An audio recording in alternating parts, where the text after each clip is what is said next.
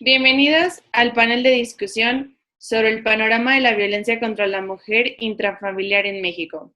En este panel tenemos la presencia de dos participantes. Como participante número 1, Carolina López de Lara, y como participante número 2, Alejandra Lozano. La familia es el núcleo de la sociedad. Ahí es donde el hombre conoce y adquiere valores humanos, sociales, morales, culturales e incluso religiosos, y con base en ellos aprende a relacionarse socialmente, con la reproducción de estereotipos culturales socialmente aprobados, esperando recibir cuidado, respeto y amor por parte de cada uno de ellos. En consecuencia de esto, juega un papel indispensable en la vida emocional y social de las personas. El estudio para la erradicación de la violencia es indispensable, ya que este puede llegar a causar repercusiones graves de manera individual como de manera colectiva en el exterior, pues para quienes viven en un ambiente de actos de violencia constante, poco a poco se van convirtiendo en un estilo de vida. Sin embargo, para esto es indispensable conocer cómo se define la violencia familiar y cuál es el sector más vulnerable. Por lo cual, me gustaría, Caro, que nos platicaras acerca de este tema. Sí, Andrea, buenas tardes. Mira, según la Comisión Nacional de los Derechos Humanos, la violencia familiar se puede definir como cualquier acto de poder con fines de dominar o dañar a cualquier miembro de la familia. Existen tres tipos de violencia familiar. Estos son la violencia física, la violencia verbal y la violencia sexual. Se puede dar de manera individual o alguna combinación de estas tres ya mencionadas anteriormente. Para que se considere violencia familiar, se tiene que ejercer por parte de algún integrante de la familia, ya sea la mamá, papá, hermanos, tíos, abuelos, etcétera, o por alguien con quien se haya tenido algún parentesco, como el concubinato. Respondiendo a tu otra pregunta, el sector más vulnerable de la población es el que sufre de privación económica, es decir, las personas pobres. Esto se debe a que su constante necesidad de, bueno, conseguir dinero para cubrir sus gastos como la alimentación, vivienda, servicios, etcétera, hace que estén expuestos a una mayor cantidad de estrés. Esto les genera tanto estrés que lo liberan de manera agresiva en sus familiares. Cabe mencionar que el género que suele ser el agresor en la mayoría de los casos es el género masculino, dejando como víctima a la mujer. Según la OMS, una de cada tres mujeres en todo el mundo ha sufrido de violencia familiar en algún punto de su vida. Cabe recalcar, a pesar de que el sector más vulnerable es el sector de privación económica y el género más vulnerable son las mujeres, cualquiera puede sufrir de esto, nadie queda exento. Muchas gracias, Caro. Por lo cual podemos resumir que la violencia familiar es el acto violento con fines de dominar, controlar o dañar a alguien. Esto se puede presentar tanto de manera física, verbal o hasta sexualmente. Sin embargo, para cumplir con ciertas estipulaciones, esta tiene que ser ejercida por parte de alguien que tenga algún parentesco. Para recalcar un poquito más de esto, el sector más vulnerable es el que sufre algún tipo de privación económica. Y como otro dato, 1 de cada 3 mujeres en nuestro país ha sido víctima de violencia familiar.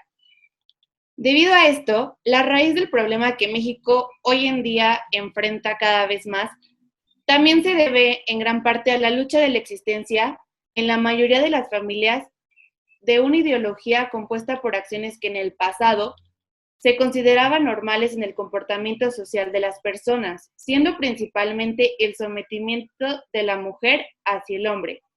Pero esto también se puede ir consolidando en base a las relaciones desde el noviazgo o hasta el matrimonio, convirtiéndose en relaciones tóxicas, las cuales pueden llegar a presentar consecuencias bastante graves.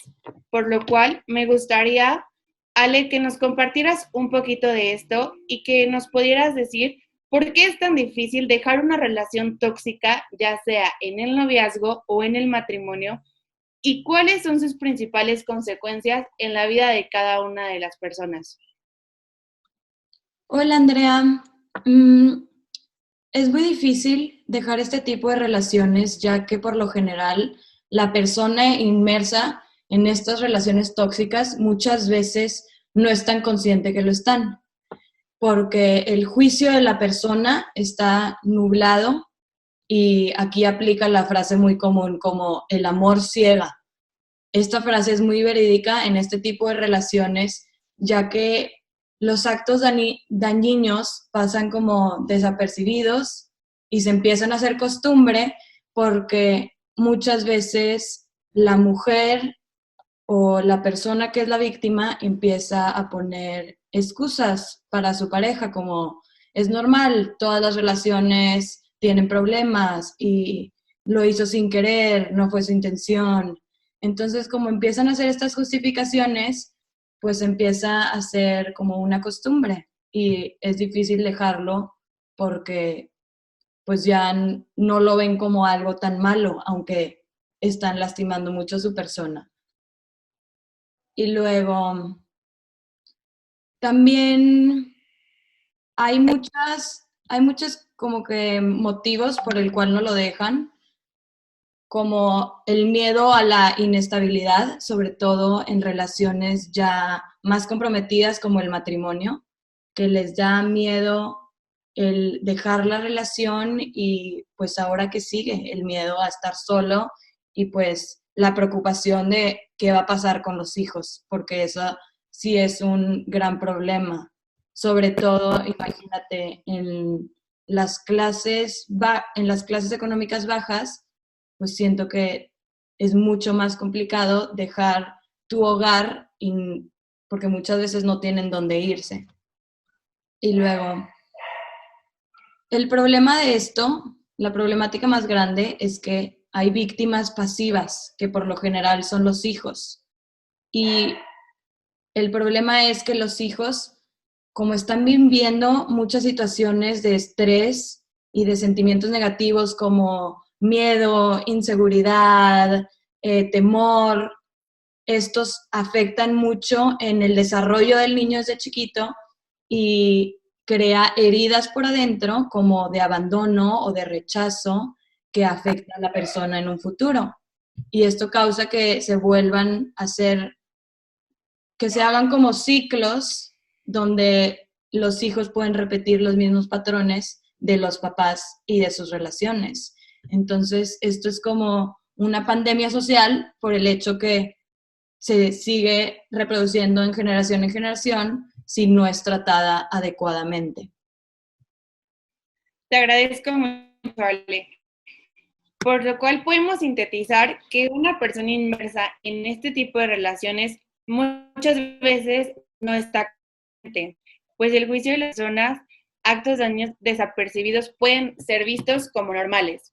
Sin embargo, también esto genera altas consecuencias en el desarrollo y bienestar de víctimas pasivas como lo pueden ser normalmente los niños, tanto a corto y largo plazo, pues sus modelos de aprendizaje mal de pequeña o grande forma pueden repetirse al crecer. En conclusión, podemos decir que la violencia familiar es un grave problema social y de salud. Es un acto de dominio sobre una persona física, emocional o sexual y es una clara violación de los derechos humanos. El sector más propenso, como ya lo mencionamos, es el de clase económica baja, en especial las mujeres. Asimismo, podemos confirmar una estrecha interrelación entre diversos hechos y comportamientos dañinos que enlaza a un noviazgo disfuncional y tóxico con la y doméstico. Sin embargo, es importante crear una sociedad en igualdad sustantiva de oportunidades para todas las personas, basada en valores, pero sobre todo con un ambiente libre para la construcción de relaciones sanas entre hombres y mujeres, tanto personales, profesionales y en la vida diaria. Les agradezco mucho su participación y nos vemos pronto. Gracias. Gracias.